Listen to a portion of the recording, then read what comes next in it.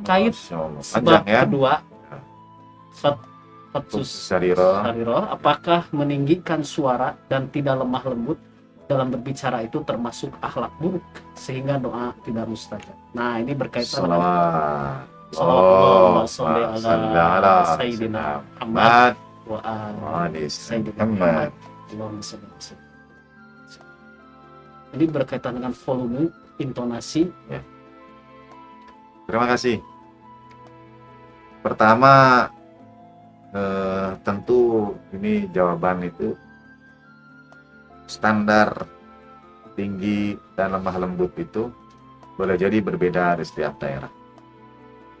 Secara umum, ya, meninggikan suara dan tidak lemah lembut adalah bagian dari akhlak yang buruk. Tapi maksud saya, karena ini kan meninggikan suara, artinya sudah ada suara yang standar, artinya meninggikan suara. Itu. Tapi saya ingin menyampaikan, kadang orang mengira orang lain meninggikan suara, padahal itu standar dia. Oke. Gitu. Jadi tidak selalu harus sama. Nah, guru akan terdengar berbeda bagi murid yang di depan dengan yang di belakang. Ya. Di depan terdengar guru kencang sekali karena ia ingin sampai pada yang belakang. Dan kita menghormati perbedaan pendapat, perbedaan kultur itu, uruf itu. Tetapi kalau kita sudah yakini, sama-sama tahu dan sebagainya, lalu ia datang meninggikan suara padahal kita tahu biasanya tidak begitu, itu yang bagian dari akhlak yang tidak baik. Tapi kalau tiba-tiba ada orang datang, misalnya dari satu daerah, yang dia terbiasa dengan standar itu, dan kita berada pada standar yang di bawahnya, tidak selalu serta-merta harus kita katakan ini akhlak yang tidak baik. Karena memang ia berasal dari standar yang berbeda. Mudah-mudahan dipahami ya maksud saya. Termasuk standar lemah lembut. Apakah itu berbahasa basi? Apakah itu naik turun nada yang gemulai? Lemah lembut itu dari raut muka dalam Atau pilihan kata. Atau pilihan kata itu bisa berbeda. Karena pilihan kata itu bergantung juga pada bacaan, pada kebiasaan, gitu. Kadang orang tidak bermaksud tidak baik, tapi pilihan kata yang keluarnya itu. Dan Allah Maha mengetahui Ustaz. Sallallahu Muhammad wa ali. Jadi bagi para pemirsa yang punya standar lembutnya itu keras menurut saya, bebas aja, silahkan berdoa sesuai dengan sesuai dengan ini hubungannya dengan kalau kita dengan sesama meninggikan suara, nanti doa kita tidak mustajab begitu. Oke. Dengan sesama ini kadang-kadang kan standarnya memang berbeda itu. Di setiap daerah, setiap keluarga boleh jadi ada perbedaan beragam. Terkait sebab kedua, apakah membedakan sikap, misalnya bahasa tubuh, adab berbicara dan takzim kita antara ketika kita bertemu orang kaya dengan orang miskin, itu termasuk juga? Sangat termasuk.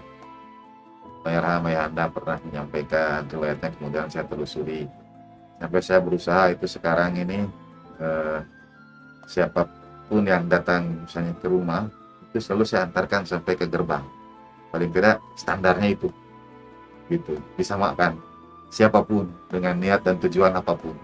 Karena membedakan itu, misalnya kalau kita membedakan orang kaya, cara kita berperilaku, cara kita bicara, cara kita bertemu, cara kita, wajah kita ini tadi itu, gestur, bahasa tubuh, ada bicara, berbeda antara orang kaya dan orang miskin karena kekayaan. Jadi jelas-jelas kita membedakan itu karena kekayaan, bukan karena misalnya lebih sepuh atau ada ilmu dan sebagainya. Ini betul-betul karena kekayaan membuat kita berbeda. Hilang 2/3 keimanan kita. Barang siapa yang menundukkan kepala itu saja kalau nggak salah karena harta, ya itu hilang 2/3 keimanan. Sekarang pertanyaan Pak Rizky, lebih senang orang datang memberi uang atau meminta uang? Aduh, ini dijawab natural atau maksud saya kita introspeksi diri, bedakah kita bersikap pada orang yang datang memberi uang dan yang meminta uang? Harusnya mah dua-duanya senang, Ustaz. Dua-duanya senang. Ya itu untuk dijawab sendiri-sendiri ya, jawab masing-masing. Kalau ada orang datang beri kita uang, bagaimana sikap kita? Ya. Dan ada orang datang meminta dari kita uang, bagaimana sikap kita? Ya Allah, astagfirullah, itu kita minta ampun, minta ampun. Itulah. Baik. Terima kasih Kiai. Selanjutnya barangkali masih ada pertanyaan. Tanya Ustadz, kenapa Al-Fatihah lafaznya itu iyyaka na'budu wa iyyaka nasta'in? Kenapa kok nggak dibalik wa iyyaka na'budu, iyyaka nasta'in wa iyyaka na'budu? Bukankah termasuk adab adalah kita memulai semua perkara dengan doa? Betul, bagus ini pertanyaan karena mengapa meminta tolong tidak dahulukan dari minta ibadah? Dari ibadah. Nah, justru yang na'budu itu doa.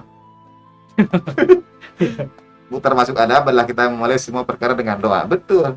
Ad-doa muful ibadah. Doa itu intisari ibadah. Jadi kita ibadah dulu, yaitu doa. Intisari ibadah itu adalah doa. Baru setelah itu kita minta tolong kepada Allah Subhanahu wa Ta'ala dalam doa kita itu.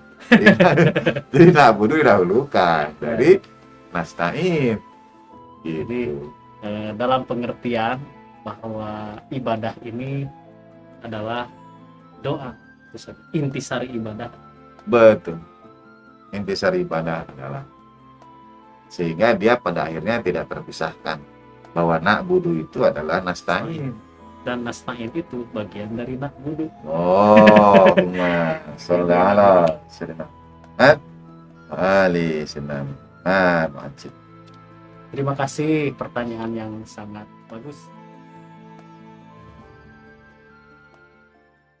Jangan jadikan kebahagiaan itu kejaran hidup kita.